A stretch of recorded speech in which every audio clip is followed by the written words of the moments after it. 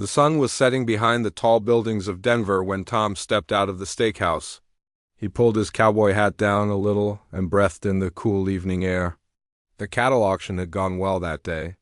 Better than well, actually.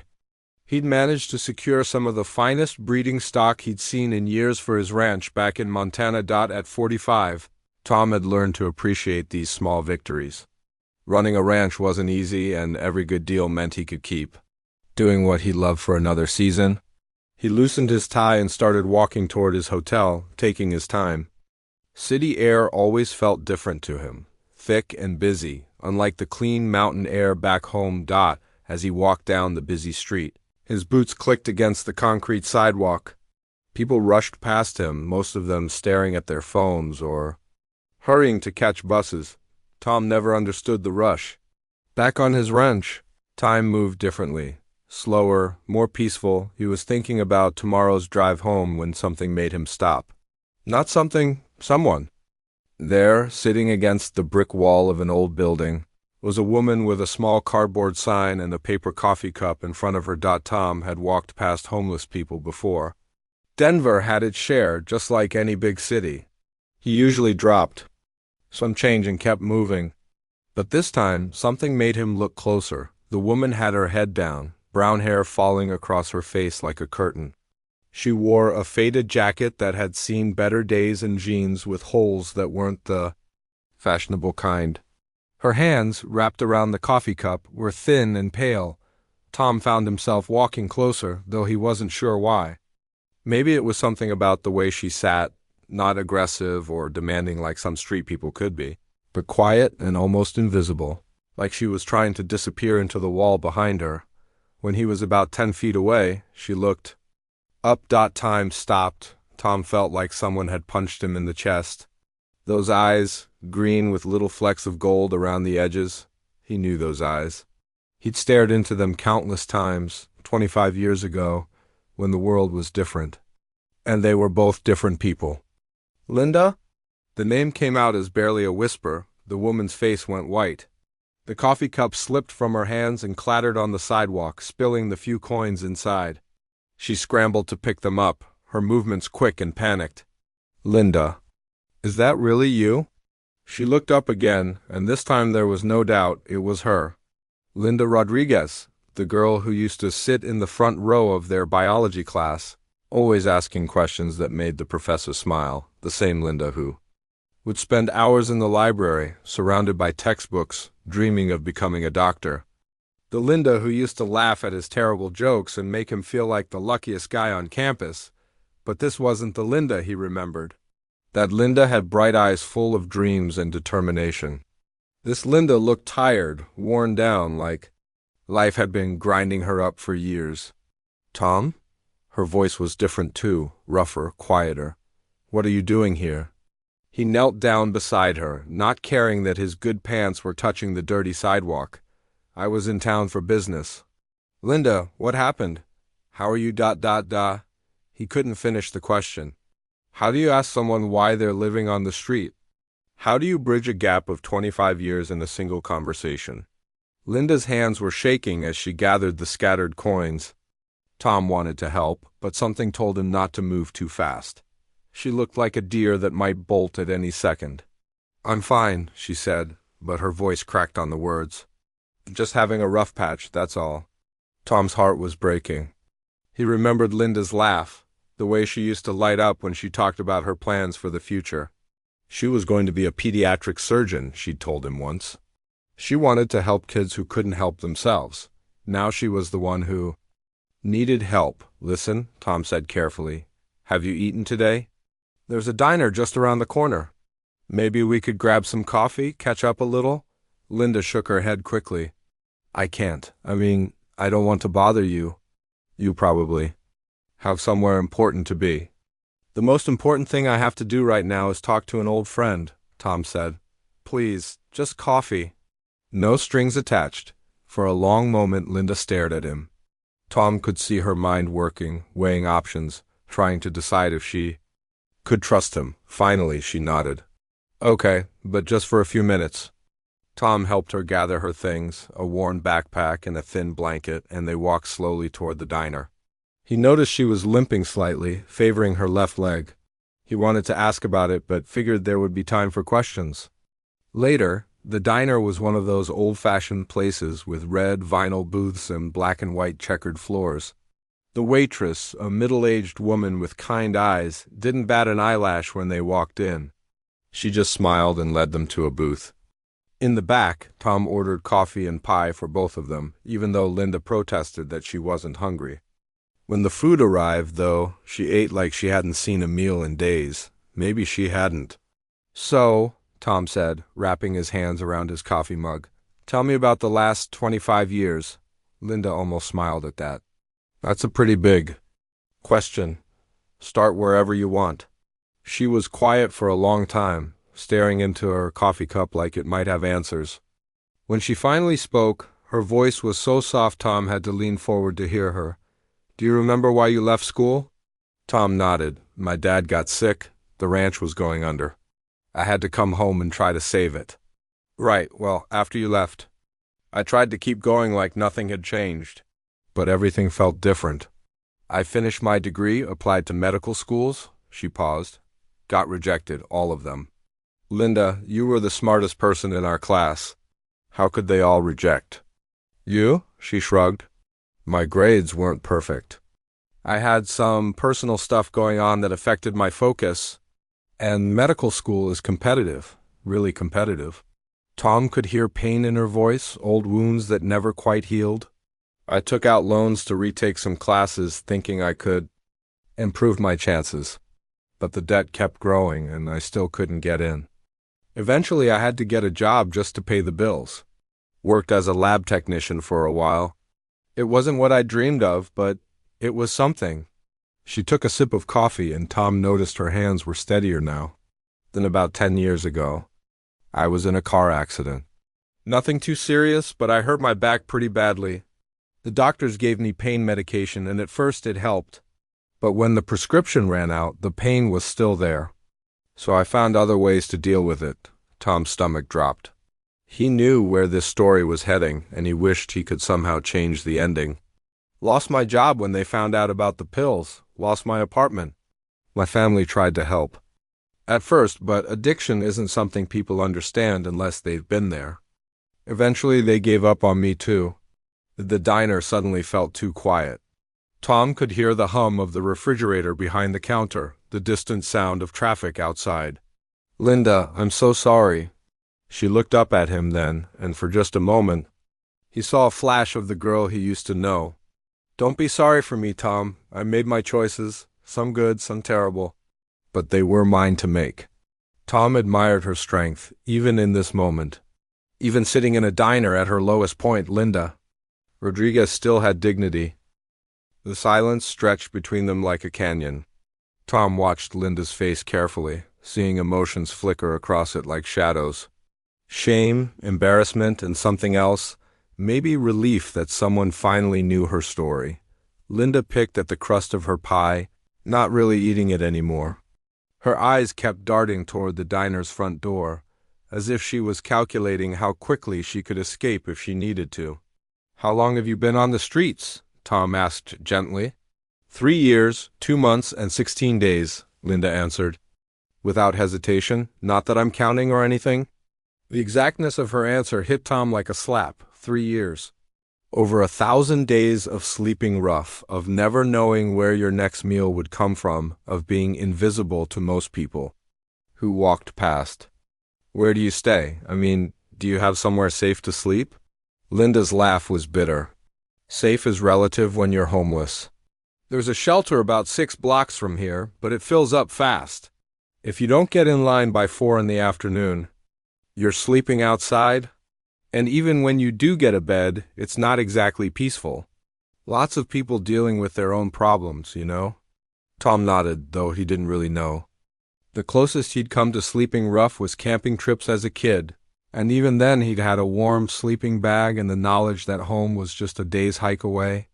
"What about during the day? What do you do?" "Survive," Linda said simply. "Look for food, try to stay clean, avoid trouble. You'd be amazed how much energy it takes just to get through one day when you don't have a home base." She paused, then continued. I spend a lot of time at the library. They have bathrooms where you can wash up a bit, and as long as you're quiet, they'll let you sit there for hours. I read medical journals sometimes, old habits, I guess. Tom's heart ached at that detail. Even after everything she'd been through, part of Linda was still the ambitious pre-med student he'd known in college. Do you ever think about getting clean, getting help? Linda's jaw tightened. You think I haven't tried? You think I just decided? One day that living on the streets would be fun?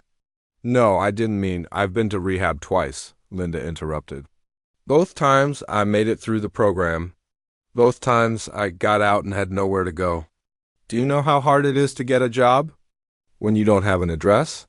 When you don't have decent clothes for an interview? When there's a 3-year gap in your work history that you can't explain without mentioning addiction? Her voice was getting louder, and a few other customers in the diner were starting to look their way. Linda noticed and immediately pulled back into herself, shrinking down in the booth. Sorry, she whispered. I didn't mean to get upset. It's just, people think it's easy to change your life when you're in this situation. They think you just need to try harder. Tom reached across the table and covered her hand with his. Her skin was cold and rough, nothing like the soft hands he remembered from their college days. I don't think it's easy, he said. And I'm not judging you, I'm just trying to understand. Linda looked down at their joined hands. Your hands are different. Too, she said quietly, rougher, more calloused. 25 years of ranch work will do that. Did you save it, your family's ranch? Tom nodded. Took about 10 years, but yeah, we're doing well now. I've got a good crew, healthy livestock, steady customers. I'm glad, Linda said, and Tom could hear that she meant it. You always talked about that place like it was heaven on earth. It kind of is. Wide open spaces, clean air, honest work. Simple life, but a good one. Linda was quiet for a moment, staring out the diner window at the busy street. I used to dream about visiting you there, back when we were dating. I'd pictured myself sitting on a porch, watching the sunset over the mountains, maybe with a dog.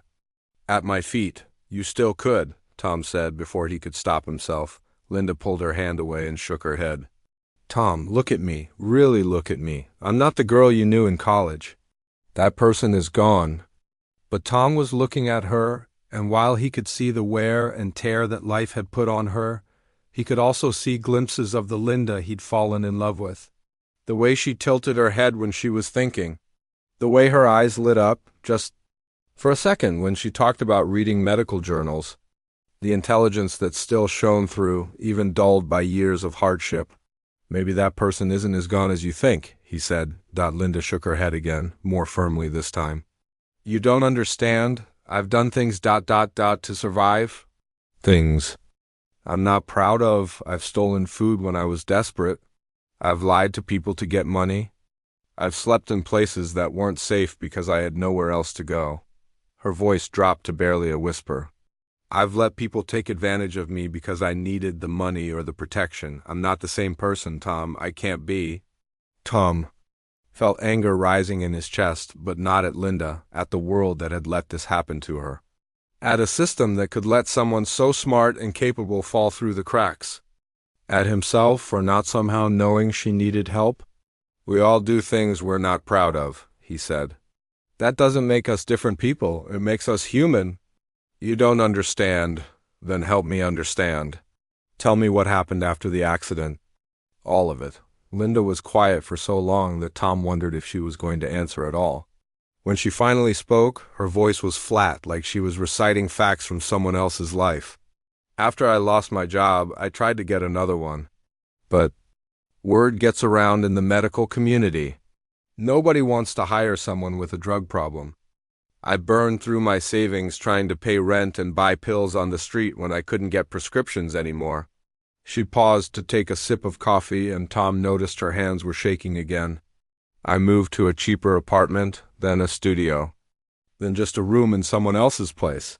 But even that got too expensive. My sister let me stay with her family for a while, but having an addict in the house with young kids, it wasn't fair to them. What about treatment programs? I tried. Got into a state-funded program, but there was a waiting list 6 months long. By the time a spot opened up, I was already on the streets. Hard to complete a treatment program when you don't have a stable place to live. Tom was beginning to understand how someone could slip through every safety net society supposedly had in place. The first few months were the worst, Linda continued. I kept thinking someone would help, that there would be some program or service that could get me back on my feet. But there's a lot more people who need help than there are people willing to give it. She looked directly at him then, and Tom saw something in her eyes that broke his heart, a deep weariness that came from years of disappointment. After a while, you stop asking for help. You stop expecting it. You just focus on getting through each day, and you try not to think too much about tomorrow. The waitress came by to refill their coffee cups, and Tom realized they'd been sitting in the diner for over an hour. The dinner crowd was starting to thin out, and the sounds of the kitchen cleaning up drifted from the back. "Where will you sleep tonight?" Tom asked. Linda shrugged. "I'll figure something out. I always do."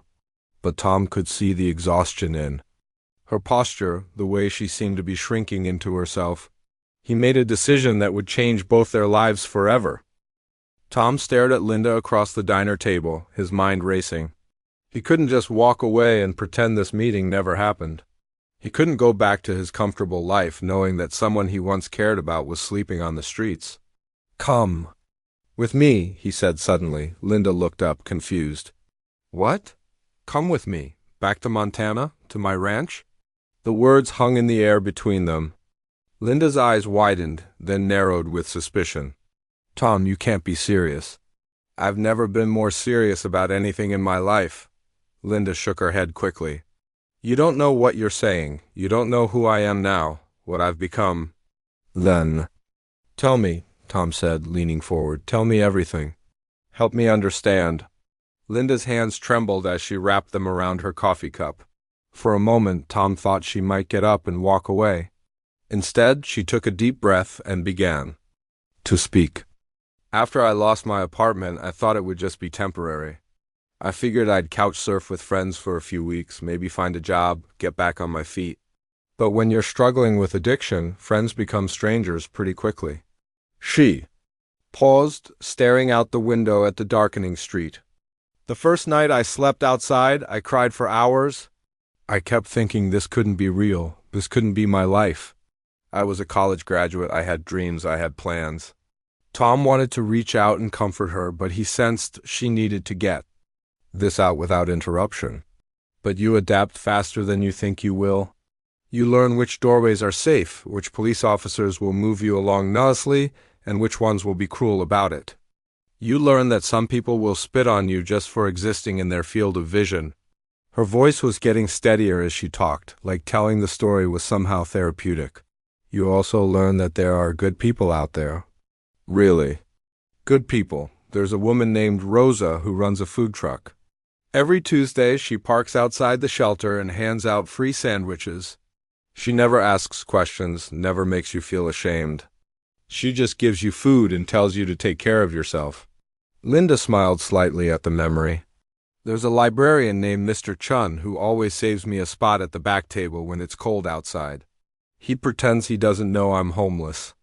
But he always makes sure there are tissues nearby and sometimes leaves a granola bar on the table when he walks past." "These people," Tom said quietly, "they give you hope. They do. But hope is dangerous when you're in my situation. Hope makes you think things might get better, and when they don't, when you face another rejection letter or another night in the cold, it hurts worse than if you'd never hoped at all." Linda's eyes filled with tears, but she didn't let them fall. "The drugs made everything worse, but they also made everything bearable? Does that make sense? When you're high, you don't feel the cold as much. You don't care that people look through you like you're invisible. You don't think about all the ways your life went wrong." Tom nodded. He didn't understand addiction personally, but he understood the desire to escape pain, but coming down is brutal. Reality hits you like a truck every single time. And reality, when you're homeless and addicted, is pretty harsh. "How did you finally get clean?" Linda was quiet for a long moment. "I overdosed," she said finally, 8 months ago. Woke up in the hospital with a doctor telling me I was lucky to be alive. Tom's stomach clenched. He could have lost her forever without even knowing it. The hospital had a social worker who helped me get into a detox program. I spent 2 weeks getting the drugs out of my system, and it was hell. But for the first time in years, I had a clear head. I could think straight. That must have been hopeful. It was terrifying, Linda corrected. When you're clean, you feel everything. All the pain you've been running from, all the shame, all the regret. It's overwhelming. She picked at a napkin, tearing it into small pieces, but I stuck with it. Went to meetings, talked to counselors, learned coping strategies. For about 3 months, I thought I might actually make it. What happened? Winter happened. The shelter was full more often because of the cold. I spent 2 weeks sleeping in a parking garage, and the stress of it, I just couldn't handle it. Found a dealer. Bought some pills, and threw away 3 months of sobriety in about 10 minutes. Tom could hear the self-hatred in her voice. I've been clean again for 2 months now, but I know how fragile it is. I know that one bad day, one moment of weakness, and I could lose everything again. What keeps you going? Linda thought about that. Spite, mostly. I'm too stubborn to die on the streets. And maybe a small part of me still believes that the girl who wanted to be a doctor is in here somewhere. She tapped her chest with one finger. Sometimes when I'm at the library reading those medical journals, I remember what it felt like to have passion for something, to believe I could help people. Those moments are rare, but they're enough to keep me breathing. Tom felt like his heart was breaking and mending at the same time. This was still Linda, beaten down, worn out, but still fighting. You said you've done things you're not proud of to survive. Do you want to talk about that? Linda's face hardened. No, I don't, and if you're smart, you won't ask again. Okay, I'm sorry, she softened slightly. It's not that I don't trust you, Tom. It's that some things are too heavy to share. Some things you have to carry alone, Tom nodded. He understood about carrying heavy things alone. Tell me about the ranch, Linda said, clearly wanting to change the subject. What's it like now? Tom's face lit up. It's beautiful. 1,500 acres of the prettiest land you've ever seen. Mountains in the distance, a creek running right through the middle of the property. I've got about 200 head of cattle, some horses, a few chickens. Sounds peaceful. It is. In the mornings when the mist is rising off the creek and the sun is just coming up over the hills, it's like being in a painting. I never get tired of that view. Do you live alone? Yeah, I was married for a few years in my 30s, but it didn't work out. She wanted city life. I wanted the ranch. No kids, just me and my dog, Rex. Linda smiled. You always wanted a dog. Rex is a good boy, border collie mix, smart as a whip and twice as loyal. They sat quietly for a moment, both lost in their own thoughts. Tom, Linda said finally, why are you really offering to help me? After all these years, after everything I've told you, why would you want to get involved in this mess? Tom looked at her directly. Because 25 years ago you were the best person I knew. Kind, smart, determined, funny. And sitting here, tonight, talking to you, I can see that person is still there. Maybe buried under a lot of pain and bad choices, but still there. Linda shook her head. You're seeing what you want to see. Maybe you've forgotten who you really are. The diner was almost empty now. The waitress was wiping down tables and shooting glances their way that suggested she'd like to close up soon. I should go, Linda said, starting to gather her things. Where? I told you I'll figure something out. Linda, please, come with me, just for tonight. I've got a hotel room with 2 beds. You can have a hot shower, a safe place to sleep, and we can talk more in the morning. Linda hesitated, and Tom could see the war going on behind her eyes. Pride fighting with desperation.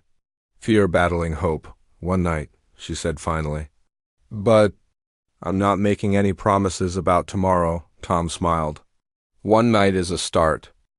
The next morning, Tom woke up to the sound of running water. For a moment, he forgot where he was and why there was someone else in his hotel room. Then it all came flooding back. Linda, the streets, the conversation that had changed everything. She'd Been in the shower for almost an hour. Tom didn't blame her.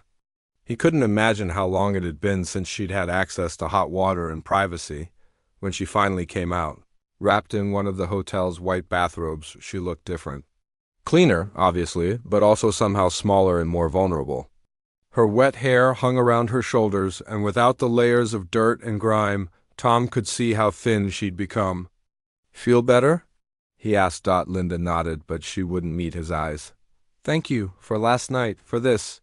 But I should probably get going. Where? I don't know, somewhere." Tom had been thinking about this moment since he'd woken up at 5 in the morning.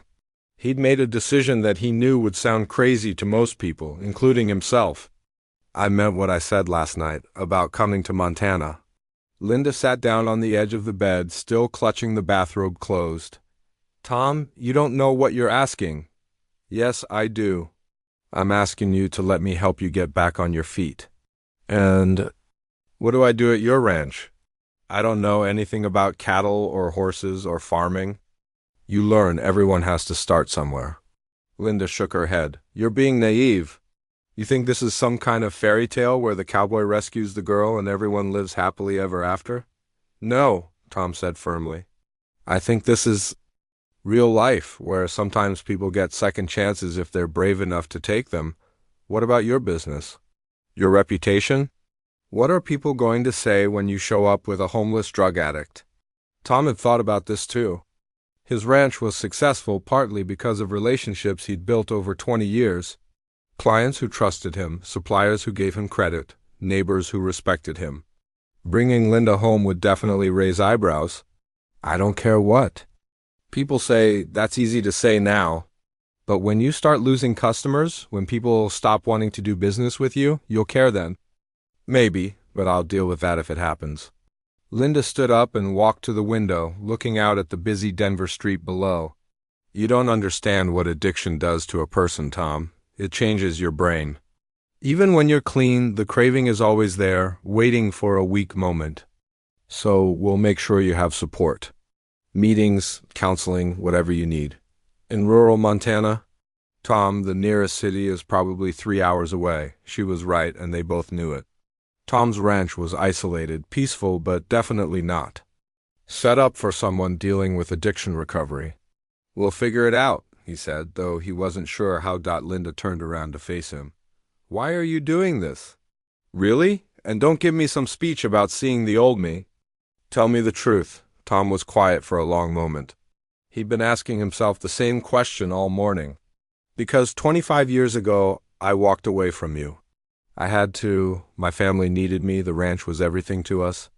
But I've always wondered what would have happened if things had been different. This isn't about us getting back together, is it? Because that ship sailed a long time ago? No, this is about doing the right thing, maybe the thing I should have done back then." "You couldn't have saved me then, Tom. This isn't your fault." "I know that, but I can try to help you now." Linda was quiet for a long time, and Tom could see her internal struggle. She wanted help, he could see that in her eyes, but she was also terrified of accepting it. What if I relapse? What if I steal from you or bring dangerous people to your ranch? Then we'll deal with it. What if I can't handle ranch life? What if I'm too broken to ever be useful again? Then you'll still have a safe place to figure out what comes next." Linda sat back, down on the bed, her head in her hands. "This is insane." "Maybe, but sometimes insane is what it takes." Tom's phone rang, breaking the tension in the room. He glanced at the caller ID. It was Jake, his ranch foreman. "I need to take this," he told Linda. "Jake, what's going on?" "Hey." "Boss, just checking in. How'd the auction go?" "Good, really good." "Listen, Jake, I need to talk to you about something when I get back." "Sure thing. When are you heading home?" Tom looked at Linda, who was watching him with worried eyes. "Tomorrow, probably. But I'm bringing someone with me." There was a pause on the other end of the line. "Someone? An old friend who needs some help getting back on her feet." Another pause, longer this time. "What kind of help?" "The kind where she might be staying at the ranch for a while." Jake had worked for Tom for 8 years. He was a good man, fair and hardworking, but Tom could hear the concern in his voice. Tom, I trust your judgment, but can we talk about this when you get back? Of course. We'll have a full conversation. I'll see you tomorrow. Tom hung up and looked at Linda, who was staring at him with something close to panic. You're already telling people about me. Tom, you haven't thought this through. I've thought about nothing else since I woke up. What about your sister? Didn't you mention you have a sister? Tom's stomach dropped a little. Beth was going to lose her mind when she found out about this plan. She lived in town about 20 minutes from the ranch, and she'd always been protective of him. Maybe overly protective. Beth will understand. Eventually, will she, or will she think you've lost your mind? Tom couldn't honestly say Beth would understand. She'd been furious when he'd lent money to a ranch hand who'd gotten into gambling trouble. She'd been livid when he'd hired a kid with a juvenile record because no one else would give him a chance. Beth believed in helping people, but she also believed in protecting family first. Look, Linda said, standing up again, I appreciate what you're trying to do, really, but this isn't just about me. You have a life, a business, people who depend on you. I can't be responsible for messing that up. You're not responsible for anything except deciding whether you want help or not. And if I say yes, if I actually come with you, what then? Tom. I'd been thinking about this part too. You'll have your own space. There's a small cabin on the property that we use for seasonal workers. It's basic, but it's private and comfortable. You can take your time figuring out what you want to do next. What about work? I can't just sit around doing nothing. There's always work on a ranch, but nothing too physical at first.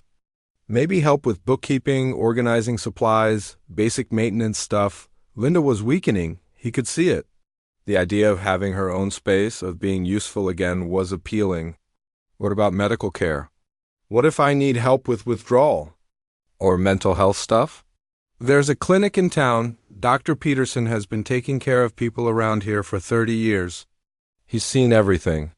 Tom, this is a huge risk for you, huge, and I'm not sure I'm worth it. Tom stood up and walked over to her. Let me worry about the risk, and you are worth it. You've always been worth it.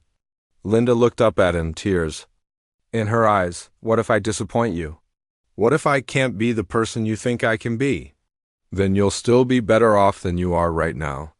She was quiet for a long time, staring out the window again. Tom could practically hear her mind. Working, weighing options, calculating risks. Okay, she said finally. Okay, but I want you to promise me something. What? If this doesn't work out, if I cause problems or make things difficult for you, you'll tell me to leave. Don't let loyalty or old feelings keep you from protecting yourself. Tom nodded. I promise. But even as he said it, he knew he was lying. He'd already decided that no matter what happened, he wasn't giving up on Linda Rodriguez. The drive from Denver to Tom's ranch took 6 hours. Linda spent most of it staring out the passenger window, watching the landscape change from city buildings to rolling hills to mountain peaks. She hadn't said much since they'd left the hotel, and Tom could feel the tension radiating off her like heat. You okay? He asked as they turned onto a dirt road lined with fence posts. Just nervous, Linda admitted. It's been a long time since I've been anywhere that wasn't a city. Tom slowed the truck as they approached a wooden gate with Double T Ranch carved into a sign above it.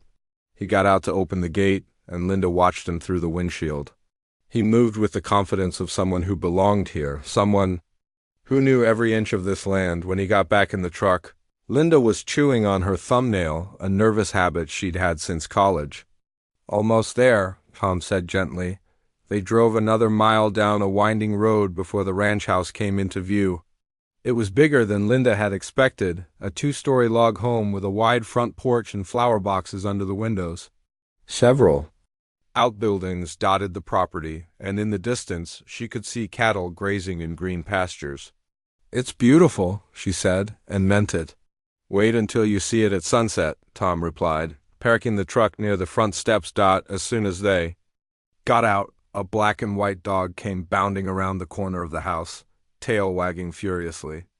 That's Rex, Tom said, kneeling down to scratch the dog's ears. Rex, this is Linda. She's going to be staying with us for a while. Linda held out her hand for Rex to sniff. The dog's enthusiasm was infectious, and she found herself smiling. For the first time in days. "He likes you," Tom observed. "Rex is a pretty good judge of character." They were interrupted by the sound of boots on gravel. A man in his 50s walked around the corner, wearing work clothes and a cautious expression. This had to be Jake, the foreman Tom had mentioned. "Boss," Jake said, tipping his hat. "Good to have you back." "Jake, this is Linda. Linda, meet Jake Peterson. He keeps this place running when I'm not around." Jake nodded politely, but Linda could see the questions in his eyes. She was wearing clean clothes now, jeans and a sweater Tom had bought for her in Denver, but she still looked fragile. "Uncertain, ma'am," Jake said simply. "Nice to meet you," Linda replied, her voice barely above a whisper. An awkward silence stretched between the three of them until Tom cleared his throat. "Jake, could you show Linda to the guest cabin? I'll grab her bag and meet you there." Jake nodded and gestured for Linda to follow him. They walked past the main house toward a smaller building nestled under a grove of aspen trees. The cabin was painted green with white trim, and window boxes held bright red flowers. "Tom fixed this place up nice a few years back," Jake said as he opened the door. "Used to be pretty basic, but now it's comfortable." The inside was indeed comfortable. One room with a kitchenette, a small table, a comfortable-looking bed, and a bathroom. It was simple but clean, and to Linda, who hadn't had her own space in 3 years, it looked like paradise. "There's firewood on the back porch," Jake continued. "Gets cold up here at night, even in summer. If you need anything, the main house is just a short walk." "Thank you," Linda said. Jake hesitated at the door. "Listen, ma'am, I don't know your story, and it's not my business, but Tom's a good man. Whatever brought you here, I hope things work out." After he left, Linda sat on the edge of the bed and tried to process what was happening. 24 hours ago, she'd been sitting on a street corner with nothing. Now she had a roof over her head, a bed to sleep in, and someone who believed. She deserved better. It was overwhelming. Tom arrived a few minutes later with her backpack, the only possessions she had in the world. "What do you think?" he asked. "It's perfect," Linda said, and tears started to fall. "Tom, I don't know how to do this." "Do what?" "Live like a normal person, have a routine. Be responsible for taking care of a place." Tom sat down beside her on the bed. "You don't have to figure it all out today. Just focus on getting through today." But getting through the day turned out to be harder than either of them expected. By evening, Linda was shaking, not from cold, but from anxiety.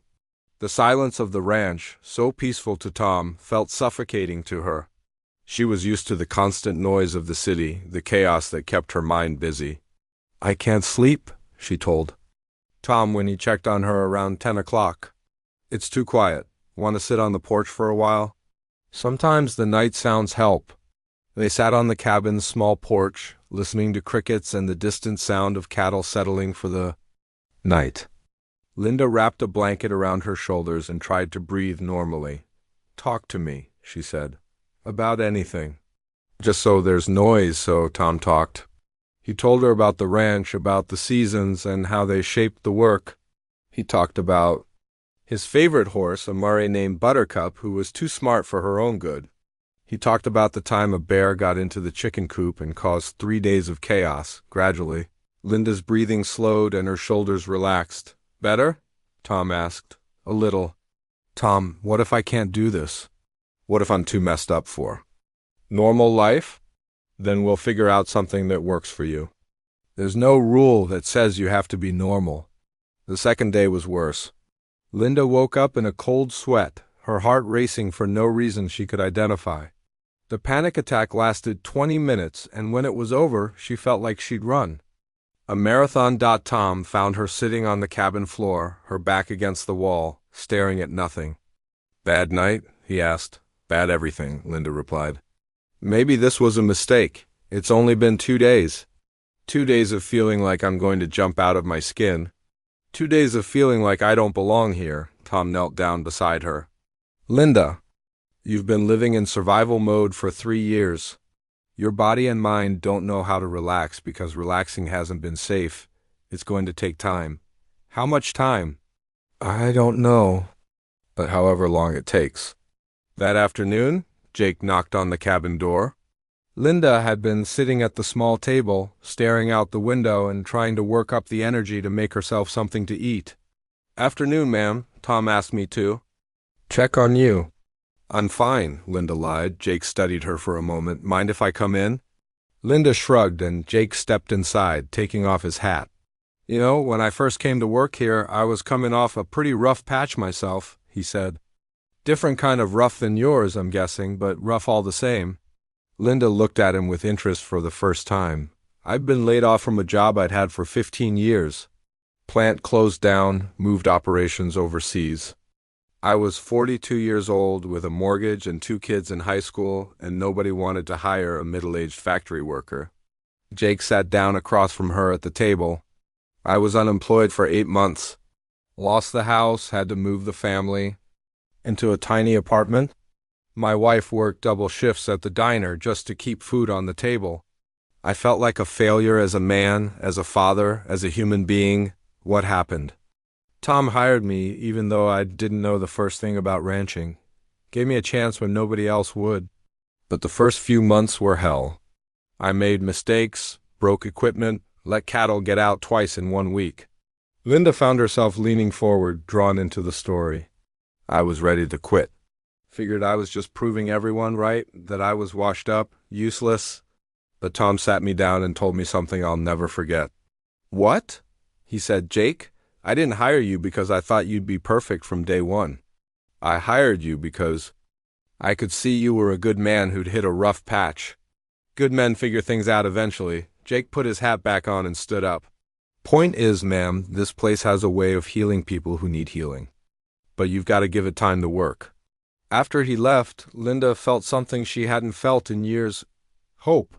Not the desperate, fleeting hope she'd experienced before, but something steadier. Something that might actually last. That night she managed to sleep for 4 hours straight. It wasn't much, but it was a start. 3 weeks into her stay at the ranch, Linda finally had her first good day. She woke up without a panic attack, managed to eat breakfast without feeling sick, and even ventured out of the cabin without Tom having to coax her. The morning air was crisp and clean, nothing like the exhaust-filled atmosphere of the city. Linda took deep breaths as she walked toward the main house, Rex trotting beside her like he'd appointed himself her personal bodyguard. Tom was in the kitchen, making coffee and looking over some paperwork. "Morning," he said, glancing up with a smile. "You're up early." "Couldn't sleep," Linda replied, but her tone was different, lighter. "Mind if I have some of that coffee?" "Course not. Help yourself." Linda poured herself a mug and sat down at the kitchen table. Through the window, she could see Jake and 2 other ranch hands working with the horses in the corral. "What are they doing?" she asked, breaking in a new gelding. "He's been giving us trouble for weeks." Linda watched as Jake patiently worked with the brown horse, speaking to it in low, calm tones. The animal was clearly nervous, dancing sideways and tossing its head, but Jake never lost his temper or raised his voice. "He's good with them," Linda observed. "Jake's got a gift. Says horses can sense your emotions, so you've got to stay calm no matter what they do." Linda nodded, understanding more than Tom probably realized. She'd learned something similar during her time on the streets. Animals could tell if you were safe or dangerous just by looking at you. "Tom," she said after a moment, "I think I'm ready to try helping with something." "Nothing big, just something useful." Tom's face lit up. "You sure?" "I'm going crazy sitting in that cabin all day. I need to feel like I'm contributing somehow." "Well, there's always bookkeeping. I'm terrible with numbers, and Jake's not much better. We've got receipts and invoices scattered all over my office." Linda felt a spark of interest. Numbers had always made sense to her. Even during her worst days, she could still do math in her head, still see patterns and relationships that others missed. "I could take a look," she said. Tom's office was exactly what Linda expected, organized chaos. Papers covered every surface, file cabinets overflowed with documents, and a computer from the early 2000s sat dusty in the corner. "Sorry about the Mess, Tom said, looking embarrassed. I keep meaning to organize all this stuff, but you're too busy actually running the ranch, Linda finished. This is nothing compared to some places I've seen. She wasn't lying. During her brief stint as a lab technician, she'd worked in offices that made this look like a library. Linda spent the next several hours sorting through the paperwork. She separated receipts by category, organized invoices by date, and started entering everything into a simple spreadsheet on the old computer. The work was methodical and calming, requiring just enough concentration to keep her mind busy without being overwhelming. By lunchtime, she'd made visible progress. Tom poked his head in around noon and whistled appreciatively. Linda, this is amazing. I can actually see my desk again. It's just basic organization, Linda said, but she couldn't hide her pride. It felt good to be useful again, to have skills that mattered. Basic organization is exactly what this place needs. How are you feeling? Not too tired? Linda considered the question. She was tired, but it was a good tired, the kind that came from accomplishment rather than exhaustion. I feel normal. For the first time in years, I feel like a normal person doing normal work. That afternoon, Linda decided to explore more of the ranch. She walked past the main house and the barn, following a dirt path that led toward the pastures. The cattle looked up as she passed, but didn't seem alarmed by her presence. She found herself at a small pond surrounded by willow trees. The water was clear and still, reflecting the blue sky and white clouds above. Linda sat down on a fallen log and just breathed. For the first time since arriving at the ranch, she felt truly peaceful. Mind some company? Linda turned to see Jake approaching, leading a beautiful black mare. Not at all, Linda said. Who's your friend? This is Midnight. She's one of our gentlest horses. Thought you might like to meet her? Jake brought the mare closer, and Linda stood up slowly. Midnight was smaller than the other horses she'd seen, with intelligent dark eyes and a calm demeanor. Can I touch her? Sure, just move slow and let her sniff your hand first. Linda held out her hand, and Midnight stepped forward to investigate. The horse's breath was warm and sweet, and when Linda gently stroked her neck, Midnight leaned into the touch. She likes you, Jake observed. Midnight's usually pretty shy with strangers. I've never been this close to a horse before, Linda admitted. They're bigger than I expected, but not as scary. Want to try feeding her? Jake pulled a carrot from his pocket. Just hold it flat on your palm, like this. Linda took the carrot and offered it to Midnight, who delicately lifted it from her hand. The horse's lips were soft and tickly, making Linda giggle. That's a sound I haven't heard in a while, Jake said with a smile. Over the next few days, Linda fell into a routine. Mornings in Tom's office, working on the books. Afternoons exploring the ranch or helping with small tasks. Evenings on her cabin porch, reading books from Tom's collection or just watching the sunset paint, the mountains in shades of gold and pink. The panic attacks became less frequent. The nightmares didn't disappear completely, but they weren't as intense. Linda started sleeping through the night more often, as she began to put on weight as her appetite returned. You look healthier, Tom commented one morning as they shared. Coffee. Colors coming back to your cheeks. Linda caught her reflection in the kitchen window. He was right. She didn't look as gaunt as she had when they'd first met in Denver. I feel stronger, she said. Physically and mentally? Think you might be ready for a trip to town? We need supplies, and I thought you might like to see the local library. Linda's first instinct was to say no. She'd gotten comfortable on the ranch, safe in its isolation. The thought of being around strangers again made her nervous, but she was also curious about the town, and the mention of a library was tempting. Okay, she said. But if I start to panic, we leave, deal? The town of Cedar Falls was smaller than Linda had expected, maybe 3,000 people, with a main street lined with local businesses and a few traffic lights. Tom parked in front of a diner called Rosie's, and they walked down the sidewalk toward the library. People noticed them, Linda could tell. A few waved at Tom and gave her curious looks. She tried to walk normally, to project confidence she didn't entirely feel. The library was a small brick building with large windows and flower boxes outside. Inside, it was quiet and peaceful, with the familiar smell of books and paper. "Can I help you folks?" asked the librarian, a woman in her 60s with kind eyes and gray hair pulled back in a bun. "This is Linda," Tom said. "She's staying at my ranch for a while. Linda, meet Mrs. Anderson. She's been running this library for about 20 years. "Pleasure to meet you, dear," Mrs. Anderson said warmly. "Are you looking for anything in particular?" "Just browsing," Linda said. "It's been a while since I've been in a library." "Well, take your time. If you need anything, just holler." Linda wandered the aisles, running her fingers along the book spines. She found the medical section, small but well organized, and pulled out a book on rural health care. It felt strange to hold a medical text again, but also familiar and comforting. "Interested in medicine?" Mrs. Anderson had appeared beside her quietly. "I used to be," Linda said carefully. "Long time ago. Well, it's never too late to rekindle. An old interest. We get new medical journals every month if you'd like me to set them aside for you." Linda looked at the older woman, surprised by the kindness in her offer. "That would be nice. Thank you." As they left the library, Linda felt something she hadn't experienced in years, a sense of belonging. The town wasn't her home, and these weren't her people. But for the first time since arriving in Montana, she could imagine a future that didn't involve just surviving day to day. "How'd that feel?" Tom asked as they got back in the truck. "Scary," Linda admitted. "But good scary. Like maybe I could be part of something again?" Tom smiled. "That's what I was hoping you'd say." That night, Linda sat on her cabin porch with the medical book from the library. Reading about treatments and procedures, she felt her old passion stirring, faint but unmistakable. Maybe Jake was right.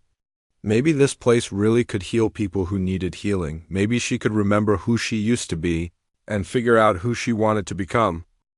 6 months had passed since Linda arrived at the ranch, and life had settled into a comfortable rhythm.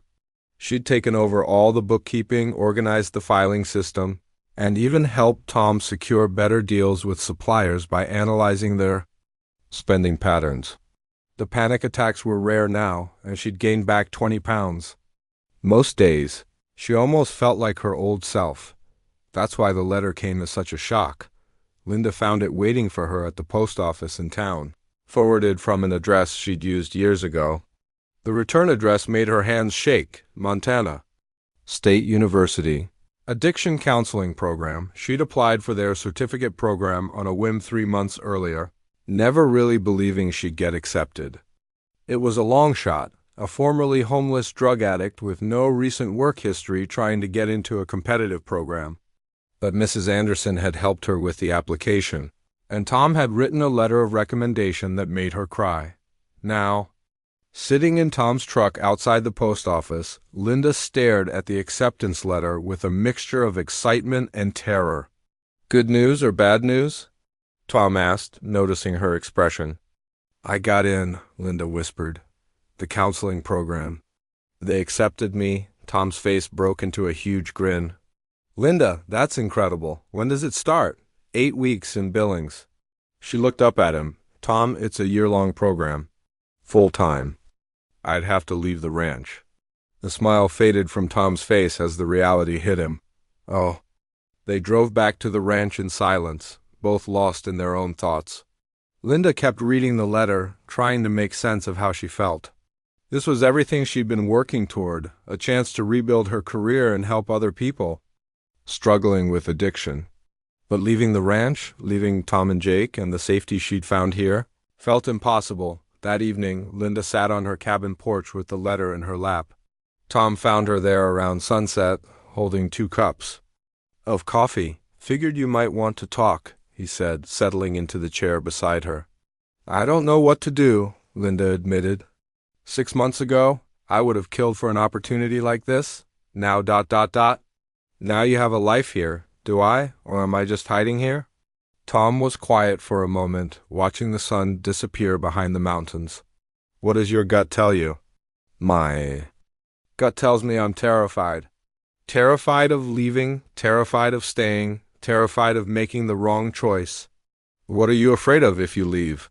Linda had been thinking about this all afternoon. I'm afraid I'll fail. I'm afraid the program will be too hard, or that I won't be able to handle being around other people's addiction stories all day. I'm afraid I'll relapse without the support system I have here. And what are you afraid of if you stay? I'm afraid I'll get too comfortable. I'm afraid I'll stop growing, stop challenging myself. I'm afraid I'll become dependent on this place instead of becoming independent again. Tom nodded slowly. Those are all valid fears. What would you do? It's not my decision to make, Linda, but I will say this. You're stronger than you think. You are stronger than you were 6 months ago. They sat in comfortable silence as the first stars appeared in the darkening sky. There's something else, Linda said finally.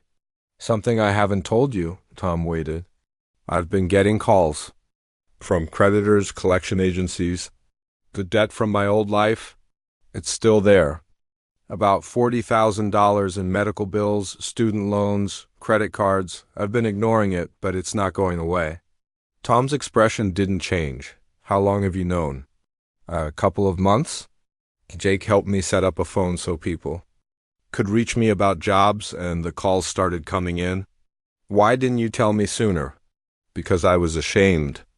And because I knew you'd try to help and you've already done too much. Tom was quiet for a long moment.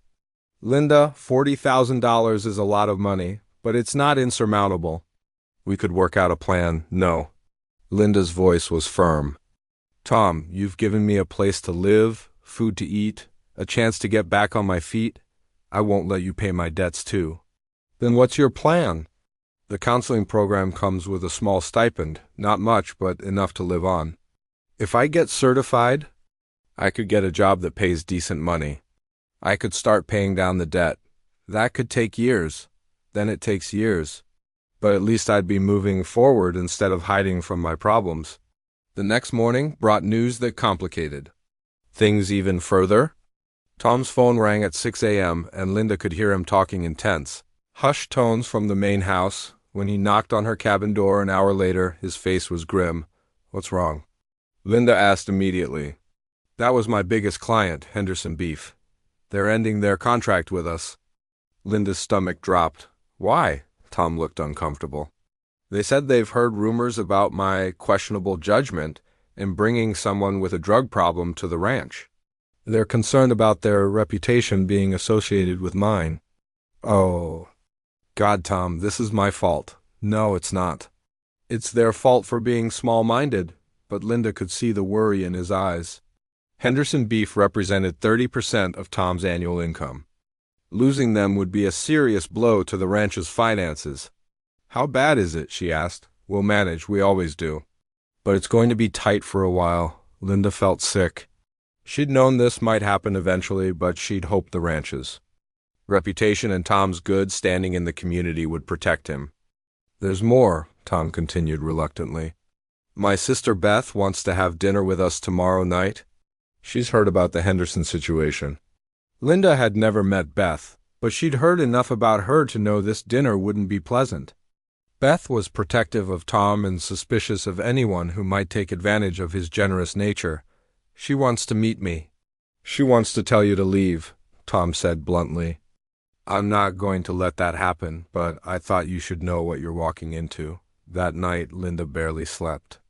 Every time she closed her eyes, she saw the ranch struggling financially because of her presence. She saw Tom having to choose between his business and his principles. She saw herself as the burden she'd always feared she'd become. By morning, she'd made her decision. She found Tom in the barn, feeding the horses. I'm going to take the program, she said, without preamble. Tom stopped what he was doing and turned. To face her because of Henderson? Because it's the right thing to do. For both of us. Linda, I told you I don't care about losing clients, but I care. Tom, you've given me 6 months to get strong enough to stand on my own feet. I think I'm finally ready to try. Tom leaned against Midnight's stall, his expression unreadable. What about the debt? What about being afraid to leave? The debt will still be there whether I'm here or in Billings. And being afraid, maybe that's a good thing. Maybe I need to be a little afraid to keep pushing myself forward. What if? You need help? What if things get hard? Linda smiled, and for the first time in months, it felt completely genuine. Then I'll call you, and I'll remember everything this place taught me about being strong. Tom was quiet for a long moment. When he finally spoke, his voice was thick. With emotion, I'm proud of you. More proud than you'll ever know. I'm proud of me too, Linda said, and realized she meant it. They stood there in the barn, surrounded by the familiar sounds and smells of ranch life, both knowing that everything was about to change again. But this time, the change felt like growth instead of loss. This time, Linda was choosing her own path forward. 2 years later, Linda stood in front of the Cedar Falls Community Center, holding a stack of flyers and trying to calm her nerves. The building was smaller than she'd hoped for, but it was clean and centrally located. More importantly, it was affordable. She'd finished the counseling program in Billings with honors, then spent 6 months working at a treatment center in the city. The work was rewarding but exhausting, and she'd found herself missing the open spaces and quiet mornings of the ranch. When the opportunity came to start her own practice back in Cedar Falls, she jumped at it. You ready for this? Asked Dr. Peterson, the town's longtime physician who had become both her mentor and biggest supporter. As ready as I'll ever be, Linda replied, smoothing down her professional blazer. She still couldn't quite believe she was wearing business clothes again, that she was about to open her own addiction counseling practice. The community meeting was scheduled to start in an hour. Linda had asked for time to present her proposal for a rural addiction recovery program, something the area desperately needed but had never had funding for. Linda, she turned to see Tom walking across the parking lot, dressed in his best shirt and tie. Behind him were Jake, Mrs. Anderson from the library, and about a dozen other people she recognized from town. You came, she said, feeling tears. Prick her eyes. Wouldn't miss it, Tom replied. We're all here to support you.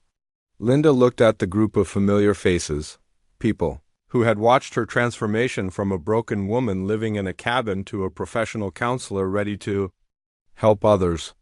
Some had been skeptical at first, she knew, but they'd come around. Thank you, she said simply. All of you. Inside the community center, the main room was filling up with people. Linda recognized many faces, ranchers, shop owners, teachers, retirees. But there were also some she didn't know, people who had driven from neighboring towns to hear about the program. Mayor Williams, a soft-spoken man in his 70s, called the meeting to order. As you all know, we're here tonight to discuss Linda Rodriguez's proposal for an addiction counseling and support program right here in Cedar Falls. Linda, the floor is yours. Linda stood up, her heart pounding. Public speaking had never been her strong suit, but she'd practiced this presentation dozens of times. 2.5 years ago, I was sitting on a street corner in Denver with nothing but the clothes on my back, she began. I was homeless, addicted to prescription drugs, and convinced that my life was over. A murmur went through the crowd. Some people knew her story, but others were hearing it for the first time. Tom Martinez found me that night and made a decision that changed both our lives. He offered me a chance when I didn't deserve one, and this community welcomed me when I had nothing to offer in return. She paused, making eye contact with Tom, who nodded encouragingly. During my recovery, I learned that rural communities like ours have some of the highest addiction rates in the country. But we also have the fewest resources to help people who are struggling. The nearest treatment center is 4 hours away. The nearest support group is 2 hours away. If you're battling addiction in a place like Cedar Falls, you're basically on your own. Linda clicked to her first slide, showing statistics about rural addiction rates.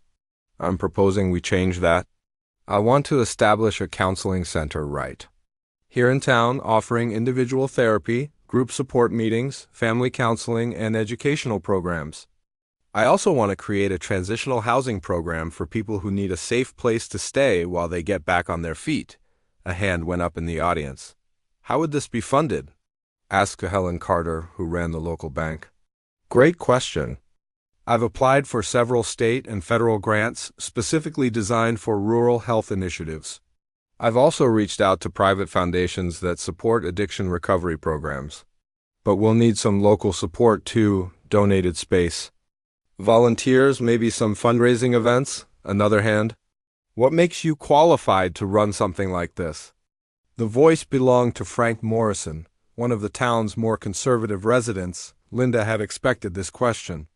I have a certificate in addiction counseling from Montana State University, where I graduated with honors. I've completed over 500 hours of supervised clinical work.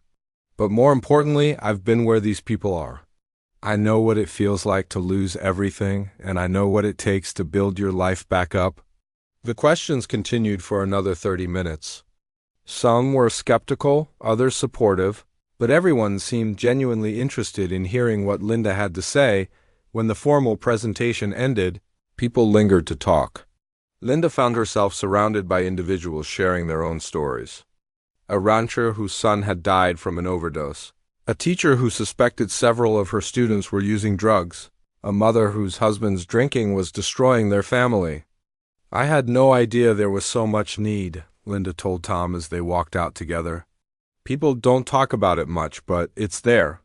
Addiction doesn't care if you live in the city or on a ranch.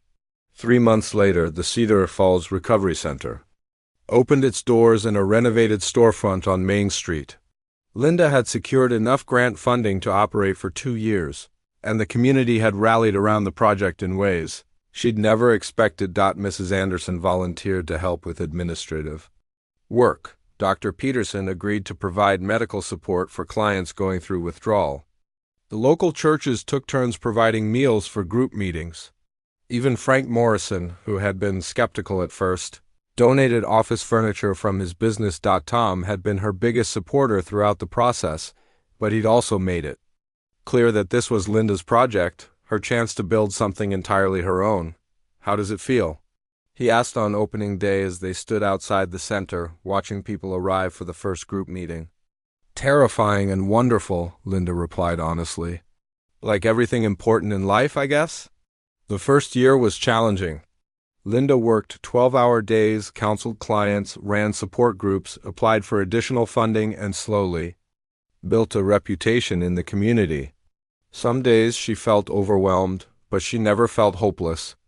The skills she'd learned during her time at the ranch, patience, persistence, the ability to take things one day at a time, served her well. By the second year, the program had helped over 100 people. Some were locals who had been struggling in silence for years. Others came from neighboring towns, drawn by word-of-mouth recommendations. Linda had hired 2 part-time counselors and was looking into expanding the transitional housing program. The most rewarding part, though, was seeing people transform the way she had. People like Danny, a young ranch hand who'd been stealing prescription drugs from his employer's medicine cabinet. Like Patricia, a grocery store clerk whose gambling addiction had nearly cost her everything. Like Robert, a retired teacher whose wife had left him because of his drinking. Each success story reminded Linda why she'd chosen this path. One evening, as she was locking up the center after a particularly good group session, Tom appeared with 2 cups of coffee and his familiar, easy smile. "Thought you might need this," he said, handing her a cup. "You know me too well," Linda replied. Accepting the coffee gratefully, they sat on the bench outside the center, watching the sunset paint the mountains in shades of orange and pink. It was a view Linda never got tired of. "Any regrets?" Tom asked. Quietly. Linda considered the question. Her life wasn't what she'd originally planned. She wasn't a pediatric surgeon working in a big city hospital. But it was a good life, a meaningful life. "No regrets," she said finally. "This is exactly where I'm supposed to be." Tom smiled. "I couldn't agree more." As they sat there in comfortable silence, Linda reflected on the journey that had brought her to this moment. From the streets of Denver to a small cabin on a Montana ranch to her own counseling practice in a town that had become home, she thought about the people she'd helped, the lives that had been changed, the hope that had been restored. She thought about second chances and the power of community, about the difference one person's kindness could make. Most of all, She thought about how sometimes the best thing you can do for someone you care about is not to save them, but to give them the tools and support they need to save themselves. Linda Rodriguez had found her way home, and along the way, she'd learned to help others find theirs too.